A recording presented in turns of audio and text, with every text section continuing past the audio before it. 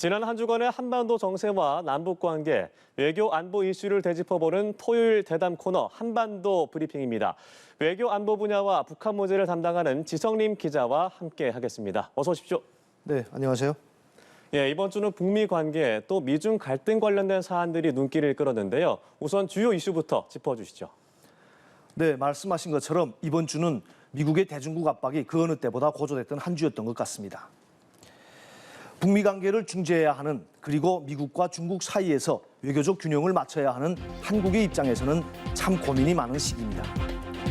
우선 미국은 인권 유린 행위를 이유로 북한과 중국의 단체와 개인을 경제 제재 목록에 추가했는데요. 특히 바이든 행정부 출범 이후 북한에 새로운 제재를 가한 것은 이번이 처음입니다. 다음으로 미국은 현지 시간으로 월요일 베이징 동계올림픽에 대한 외교적 보이콧 방침을 공식화했는데요. 이 결정도 역시 이유는 중국 당국의 인권 침해였습니다. 이처럼 미국이 중국에 정부 대표단을 보내지 않기로 하면서 베이징 올림픽을 계기로 한 남북미중 종전선언 구상은 무산됐습니다.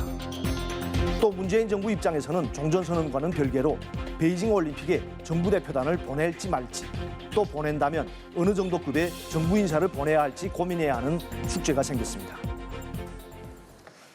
네, 바이든 행정부 들어 첫 대북 제재라면 상당히 의미가 있어 보입니다. 우선 새로운 제재 내용부터 짚어주시죠. 네, 12월 10일은 유엔이 정한 세계인권의 날입니다. 미 재무부 해외자산 통제국은 세계인권의 날 당일 북한 중앙검찰소와 리영길 국방상을 추가로 제재 명단에 포함했다고 밝혔는데요. 리영길은 지난 9월까지 우리의 경찰청장 격인 사회안전상을 지낸 인물입니다. 재무부는 이번 제재와 관련해 중앙검찰소와 북한의 사법체계는 불공정한 법 집행을 자행하고 있는, 또 그리고 악명 높은 강제 수용 행위로 이어진다고 설명했습니다. 특히 외국인들도 불공정한 북한 사법체계의 피해자가 되기도 한다며 미국 대학생 오토 원비어의 사례를 명시했습니다. 버지니아 주립대 3학년생이었던 원비어는 2016년 1월 관광 목적으로 방북했다가 평양 양각도 호텔에서 정치 선전물을 훔치려 했다는 혐의로 체포됐고, 그해 3월 체제전복 혐의로 15년의 노동교화형을 선고받았습니다. 북미 간 교섭 끝에 원비어는 다음해 6월 혼수 상태로 미국에 송환됐지만 엿새 만에 사망했습니다. 네, 북한의 경찰 그리고 검찰 수장에 관련된 블랙리스트는 언급하신 대로 오토 원비어 사망 사건과 연관이 있어 보이는데 이외에도 추가 제재 대상이 또 있다고요? 네, 북한 노동자의 해외 파견은 김정은 정권의 중요한 외화벌이 수단입니다. 미 재무부는 북한 노동자 해외 취업을 불법으로 알선해주는 업체들도 이번에 제재 대상에 포함했습니다. 북한 4.16 아동영화 촬영소가 애니메이션 제작자들을 중국에 불법 취업시켰다는 혐의로 제재 대상에 포함됐고, 이와 관련한 중국 업체들도 리스트에 올랐습니다. 러시아 대학인 유로피안 인스티튜트 주스트도 수백 명의 북한 대학생들에게 러시아 건설 노동자 비자를 내준 혐의로 제재 명단에 올랐습니다. 네, 미국은 이 북한에 대해서 조건 없는 대화에 나오라 이렇게 촉구하고 있는 상황 아니겠습니까? 네. 대화에 나오라고 해놓고 이렇게 제재를 가하는 상황 어떤 의도로 좀 봐야겠습니까? 네, 앞서도 말씀드린 것처럼 바이든 행정부 들어 북한에 새로운 제재를 가한 것은 이번이 처음입니다. 바이든 정부는 지난 9월엔 북한 여행 금지를 1년 연장했고, 또 11월엔 종교자유 특별우려국 명단에 북한을 여전히 포함했지만 이런 것은 이전 정부의 조처를 연장하는 수준이었습니다. 하지만 이번 미 재무부 발표는 새로운 제재 대상을 추가했다는 점에서 사실상 바이든 정부의 첫 대북 제재라는 평가가 나오는데요. 이에 대해 북한을 비핵화 협상 테이블로 끌어내기 위해 제재 카드를 활용할 수 있다는 그러한 신호를 북한에 보낸 것 아니냐. 즉, 북한이 계속 대화 제안에 응하지 않으면 인권 문제 등을 명분으로 계속 압박에 나설 수 있다고 경고하는 메시지다. 이런 관측이 나옵니다. 물론 전혀 미동도 없는 북한을 움직이게 하려면 일종의 자극이 필요할 수도 있는 만큼 이런 해석도 일리는 있겠지만 미국의 이번 제재가 오직 북한만을 겨냥한 건 아닙니다. 미 재무부는 중국 신장 위구르 자치구에서의 인권 유린과 연관된 일부 단체와 간부, 그리고 대량 살상을 동반한 쿠데타로 정권을 장악한 뒤 폭정을 펴는 미얀마 군부도 제재 대상에 추가했습니다. 제재 발표가 세계인권의 날에 맞춰 나온 것도 같은 맥락인데요. 대화는 대화고 북한이든 중국이든 인권 유린 행위에 대해서는 반드시 짚고 넘어가겠다는 의지를 강조한 것으로 보입니다. 실제로 토니 블링컨 미 국무장관도 이날 성명에서 인권을 우리 외교 정책의 중심에 놓기로 했다고 밝혔습니다. 네, 인권을 외교 정책의 중심에 놓기로 했다. 이 블링컨 장관의 발언이 의미심장해 보입니다. 사실 미국이 이 중국 동계올림픽과 관련해서 외교적 보이콧을 선언했는데 이번에 북한의 인권 문제를 거론한 것이 직접적인 좀 연관성이 있는 게 아닌가라는 목소리도 있어요. 네, 외교적 보이콧은 백악관이 미국 시간으로 월요일에 발표한 내용이죠. 외교적 보이콧의 이유도 설명했는데요. 백악관 대변인의 발표 내용을 먼저 들어보시겠습니다. The Biden administration will not send any diplomatic or official representation to the Beijing 2022 Winter Olympics and Paralympic Games, given the PRC's ongoing genocide and crimes against humanity in Xinjiang and other human rights abuses. 네, 미국이 이렇게 외교적 보이콧을 공식화한 이후 영국, 캐나다, 호주, 뉴질랜드 등 미국의 주요 동맹국들도 잇따라 외교적 보이콧 동참을 선언했습니다.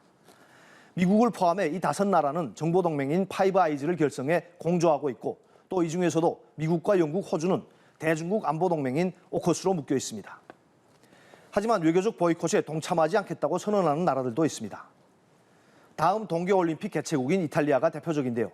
이탈리아에서는 2026년에 밀라노 코르티나 올림픽이 열립니다.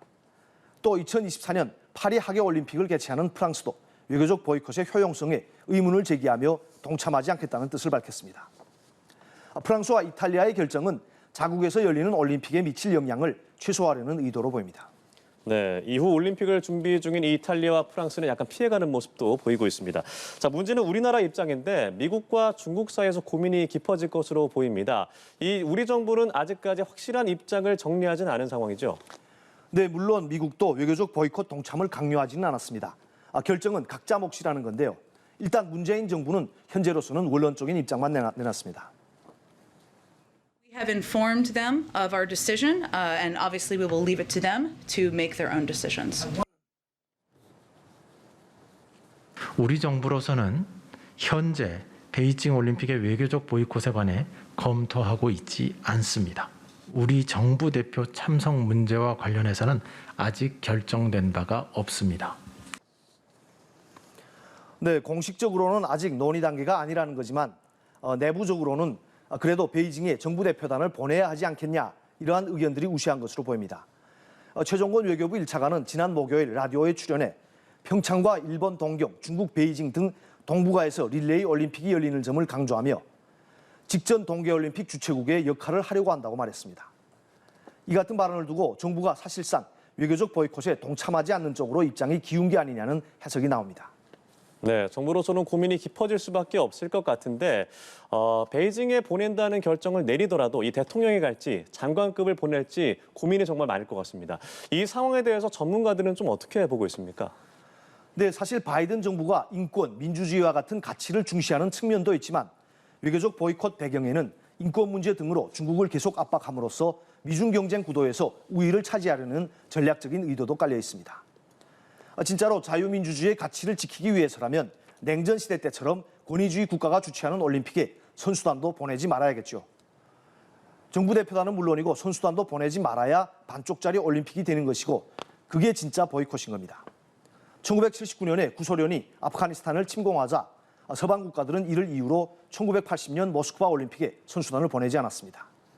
이에 대한 보복으로 소련과 공산권 국가들은 1984년에 열린 미국 로스앤젤레스 올림픽에 선수단을 보내지 않았는데요. 이런 사례가 진짜 보이콧입니다. 미국은 중국과 전면전을 하겠다는 생각은 아닌 것 같습니다. 그래서 베이징에 선수단은 보내겠다는 것이고요. 따라서 외교적 보이콧 카드는 인권 우선 가치에 따른 것이라기보다는 하나의 전략적 행위로 평가되고 있습니다. 전문가들은 한국이 미국의 이러한 외교 전략에 동참할 의무도 없고 또 이번 사안에서 굳이 미국의 편을 들어 중국과의 관계를 악화시킬 필요가 없다고 얘기합니다.